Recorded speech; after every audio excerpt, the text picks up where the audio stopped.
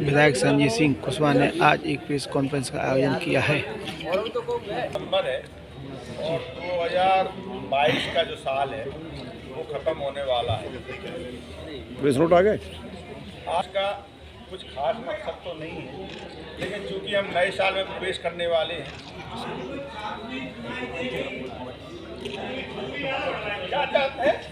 प्रारंभ पैर रखने जा रहे हैं और 2022 को पीछे छोड़ने जा रहे हैं। तो 2022 में हमने विकास के जो सपने देखे थे, जो हमने काम किए थे, और नए आने वाले वर्ष में हम क्या काम करेंगे, क्या काम करने वाले हैं, क्या हमारे संकल्प हैं, और अगली साल हम चुनाव में भी जाने वाले हैं। भारतीय जनता पार्टी की सरकार ने, भारतीय जनता पार्टी के मुख्यमंत्री ने, भारतीय जनता पार्टी के प्रधानमंत्री ने क्या क्या काम हमारे प्रदेश के लिए, हमारे देश के लिए किए हैं और आगे हमारे क्या संकल्प होने वाले हैं, सिर्फ उसके संबंध में एक छोटी सी चर्चा के लिए आप सबको आमंत्रित किया था। 21 तारीख को, क्योंकि ये 5 दिन का जो हमारा सत्र था विधानसभा का, उस सत्र में कांग्रेस अविश्वास प्रस्ताव लेकर आई। उसमें 42-43 बिंदु थे या शायद 60 होंगे। वो पूरी की तरीक तथ्यहीन था, मिथ्या आरोप थे और कोई भी आरोप सदन में कांग्रेसी मित्र या कांग्रेस के लोग कोई आरोप सदन में साबित नहीं कर पाए। उन पर कोई सबूत नहीं थे, सिर्फ आरोप लगाए उन्होंने। लेकिन उसके संबंध में चूंकि जब अविश्वास प्रस्ताव आता है तो आरोप के साथ साथ आपको पटल पर उससे संबंधित कागजात भी रखे जाते हैं। ऐसा कोई कांग्रेसियों ने नहीं किया, सिर्फ जो भारतीय जनता पार्टी की योजनाएं चल रही हैं उन पर कटाक्ष किया। और हमने भी वहाँ उसमें अपनी बात रखी।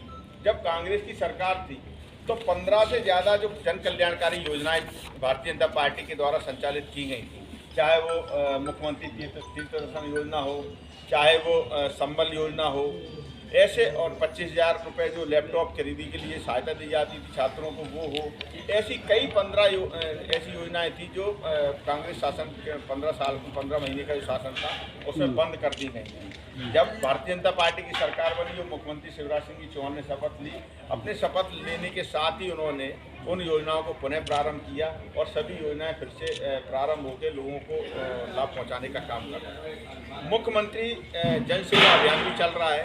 जो पात्र हितग्राही छूट गए हैं किसी न किसी कारणवश, तो उनको भी जोड़ने का प्रयास कर रहे हैं हम लोग वार्डों में कैंप लगा रहे हैं, नगर पंचायत में लगा रहे हैं, पंचायतों में लगा रहे हैं, सभी जगह कैंप लगाकर, और ऐसे प्रदेश भर में लगभग 85 लाख से ज़्यादा नए हितग्राहियों को जोड़ा है। मुख्यमंत्री जी संभाग स्तर पर जाके हितग्राहियों को प्रमाण पत्र वितरित कर रहे हैं और उनको जो भी लाभ चाहिए वो देने का प्रयास कर रहे हैं। कितने? 85 लाख? 85 लाख पूरे प्रदेश में है ये तो? पूरे प्रदेश में। अभी चूँकि जो मुख्य बजट आया था, मुख्य बजट में हमको लगभग 40 करोड़ रुपए के काम हमने जुड़वाए थे उसमें, और वो काम जुड़वाने के साथ साथ वो कार्य 40 से और 50 करोड़ रुपए के काम थे, सारे कार्य प्रारंभ हो गए हैं। सिर्फ एक रोड हमारी बची हुई है, उमरी पांडरी रोड, तो 26 करोड़ रुपए का उसका प्रस्ताव है। मुझे लगता है 1-2 दिन में वो भी पास हो जाएगी और उसका भी कार्य 1-2 महीने में प्रारंभ हो जाएगा। बाकी की जो सड़कें थी उनके सबके कार्य प्रारंभ हो गए हैं। सभी क्षेत्र जगह पर ठेकेदार तेज़ी से काम कर रहे हैं और बरसात से पहले वो सभी रोडें बन के तैयार हो जाएंगी। अभी इस सत्र का, इस सत्र में द्वितीय अनुपूरक बजट आया था और मैं आप सबके माध्यम से माननीय मुख्यमंत्री जी को बहुत बहुत धन्यवाद देना चाहता हूं, उनका आभार व्यक्त करना चाहता हूं कि उन्होंने इस अनुपूरक बजट में हमारे विधानसभा की 11 सड़कों को स्वीकृति प्रदान की। ये जो छोटी छोटी जो सड़कें कभी बनी ही नहीं थी इतने सालों से, उन सड़कों के लिए उन्होंने बजट में प्रावधान किया। मैं आपको बता देना चाहता हूं, कल हमने जिस रोड पर हमने स्ट्रीट लाइट का भूमि पूजन किया, वो रोड पीडब्ल्यूडी के बजट में भी स्वीकृत हो गई। उसमें 1.5 करोड़ रुपए उसमें स्वीकृत होगी, लेकिन चूंकि हम नगर पालिका से टेंडर कर चुके हैं तो अब उसका कोई ज़्यादा महत्व नहीं रह गया, उसको आगे तक देखेंगे। अब एक जो बिलाव की पुरा की रोड थी वो इसमें स्वीकृत हुई है। आपका ककारा से एक माड़ी है गांव, वहाँ बहुत खराब स्थिति में रोड है, वो स्वीकृत हुई है। हार की जमे से मोहन मधुपुरा मार्ग बाया धानुकपुरा एक वो रोड स्वीकृत हुई है। आपका मोहन मधुपुरा रोड से रोरा का पुरा है, छोटा पुरा है, एक वो रोड स्वीकृत हुई है। कंडेलपुरा से मुचाईपुरा स्वीकृत हुई है। देवगढ़ से कीर्ति स्वीकृत हुई है। सुखवासीपुरा से कल्याणपुरा स्वीकृत हुई है। केवट से कंडेलपुरा स्वीकृत हुई है। रत्नूपुरा से एक हमने एक रोड और निकाली है जो NH डीडी के पास निकलेगी। इससे जो हमारा ट्रैफिक है वो डाइवर्ट हो जाएगा बहुत। ये जो इससे सामने वाली रोड पे जो ट्रैफिक बहुत ज़्यादा संख्या में रहता है, हादसे भी बहुत होते हैं, 1.5 किलोमीटर तो ट्रैफिक बहुत डाइवर्ट हो जाएगा, तो छोटे वाहन भी उससे निकल जाएंगे। तो एक वो भी रोड स्वीकृत हुई है। एक भारोली मार्ग से कटना का पुरा है, आज़ादी के बाद से अभी तक रोड ही नहीं थी वहाँ भी, तो एक वो भी रोड स्वीकृत हुई है। तो ऐसे कुल मिला के करीब 20-22 करोड़ के इस बजट में काम स्वीकृत हुए हैं। तो इसके लिए मैं आप सबके माध्यम से मुख्यमंत्री को धन्यवाद देना चाहता हूँ। पिछले वर्ष जो हम लोगों ने काम किए हैं, एक मेला ग्राउंड में, क्योंकि आज सुबह से मैं देख रहा था लाइट नहीं है, तो अभी मेरी बात हुई तो बता रहे कि सब स्टेशन चार्ज हो रहा है, उसको बहुत जल्दी चालू तो उनके तैयार हो गया, चार्ज हो जाएगा। एक मेला ग्राउंड में सब स्टेशन, एक कचौंगरा में सब स्टेशन है, मधुपुरा में सब स्टेशन, एक ये तो प्रारंभ होने वाला है, उन दोनों पर बहुत तेज़ी से काम चल रहा है, वो भी चालू हो जाएगा। शौर्य स्मारक, अब हालांकि ये तो चूँकि हमारी अधिकारियों की कृपा मान लो कि हालांकि 2 साल पहले इसका पैसा आ गया था, उस समय कोविड प्रारंभ हो गया था, वो पैसा लैप्स हो गया, उसके बाद फिर हम पीछे पड़े तो उसका पैसा जारी हो गया। 1 करोड़ रुपए की लागत से शौर्य स्मारक बनेगा। उसमें एक तो शहीद स्तंभ बनेगा, बाउंड्री जो बनी हुई है उसकी जगह एक ऊँची बाउंड्री बनेगी, और एक ओपन एम्पी थिएटर छोटा सा जिसमें कभी कोई छोटे छोटे कार्यक्रम हो सकते हैं, एक वो बनेगा। तो ऐसे मिला के एक बहुत सुंदर शौर्य स्मारक जो भोपाल की तर्ज या मुरैना में भी एक शहीद पार्क बना हुआ है उसकी तर्ज पर बनेगा, क्योंकि हमारे यहाँ से बहुत सारे नौजवान सेना में नौकरी करते हैं और बहुत सारे लोगों ने अपनी जान की बाजी भी लगा दी। उमरी में सामुदायिक स्वास्थ्य केंद्र करीब 6.25 करोड़ का, उसका भी कार्य प्रारंभ है बहुत तेज़ी से, 6 महीने में वो भी बन के तैयार हो जाएगा। अकोड़ा में करीब 4 करोड़ की लागत से जो कॉलेज बनने वाला है, कॉलेज तो वहाँ सैंक्शन हो गया था करीब 15 साल 12 साल पहले, लेकिन चूंकि वो 550 छात्र हैं उसमें, और वो एक स्कूल में लग रही थी उनकी कक्षाएं, तो हमने मुख्यमंत्री से निवेदन किया, शिक्षा मंत्री से निवेदन किया, तो उन्होंने उसके लिए, उच्च शिक्षा मंत्री ने उसके लिए पैसा भी जारी कर दिया, कार्य प्रारंभ हो गया उसका। अब हम करने वाले हैं, हमारा जो मुख्य काम एक और बता दूँ, उसके लिए भी पैसा करीब 1 साल पहले आ गया था। बनखंडेश्वर महादेव जो हमारे इस पिंड के राजा हैं, उनका मंदिर का जीर्णोद्धार के लिए हमने पैसा तो मांगा था हमने 1 करोड़ रुपए, क्योंकि 40 लाख की पहली किस्त आ गई है, बाकी का पैसा भी आ जाएगा, उसका भी टेंडर हो गया है। अब 15-1 दिन में उसका भी कार्य प्रारंभ हो जाएगा, भव्य गेट बनेगा अच्छा, और भी जो भी उसमें काम होंगे वो बनेगा। अब जो आगे जो हमारे मन में है, जो 1 साल बचा है, उस समय में हमारा जो प्रयत्न है कि भिंड में मेडिकल कॉलेज की स्थापना हो। भिंड चूँकि बहुत पुरानी नगरपालिका है और जनसंख्या की दृष्टि से भी सभी मापदंड पूरे करती है, तो भिंड नगरपालिका को नगर निगम का दर्जा दिया जाए। दूसरा, एक उमरी NH 552 पर स्थापित है और अभी तक ग्राम पंचायत है। हमारा प्रयास है कि वो ग्राम पंचायत को नगर परिषद बना दिया जाए।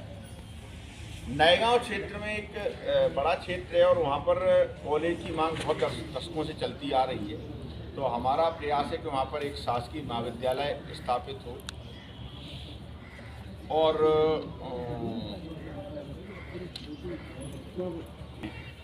ये हमारा प्रयास है कि आने वाले समय में, ये 1 साल बचा है, इसमें वो काम भी पूरे हो जाएं, ये जो हमारा संकल्प है। और शहर की सुंदरता, शहर के सौंदर्यीकरण, गौरी का पुल, गौरी का सौंदर्यीकरण, इसके लिए तो नगर पालिका में तो अगर आप जाएंगे, आप लोगों से भी चर्चा हो रही थी कि लगातार हम शहर को सुंदर बनाने का प्रयास कर रहे हैं। कल गांधीनगर की रोड का हमने भूमि पूजन किया, वहाँ स्ट्रीट लाइट का भूमि पूजन किया। तो कभी कल्पना ही नहीं की थी कि भिंड में स्ट्रीट लाइटें लगेंगी, रोड भी बनेगी तो उसके साथ स्ट्रीट लाइटें लगेंगी। हालांकि लोगों को दिक्कत हो रही है लाइटें क्यों लग रही हैं, लेकिन चूंकि जनता ने हमको आशीर्वाद दिया है और सबकी चाहत भी है कि हमारा शहर सुंदर बने, अच्छा बने, तो हमारा वो प्रयास भी है। और बस स्टैंड से भूरामठी वाली रोड है, उसका भी कार्य प्रारंभ होने वाला है। हमने एक रोड यहाँ भी सैंक्शन कराई है, इसका भी टेंडर हो गया है। ये जो हमारा हाईवे है इसके पैरेलल, मतलब इंदिरा गांधी चौराहे से सर्किट हाउस तक, तो जो एक्सीडेंट होते हैं छोटे वाहनों के, तो अगर वो रोड बन जाए तो छोटे वाहन है ना उस पर डाइवर्ट हो जाएंगे, तो ये हादसों में कमी आएगी। और छोटी छोटी रोड है तो गली मोहल्ले की तो बहुत सारी सैंक्शन है और बहुत सारी जगह काम चल भी रहे हैं।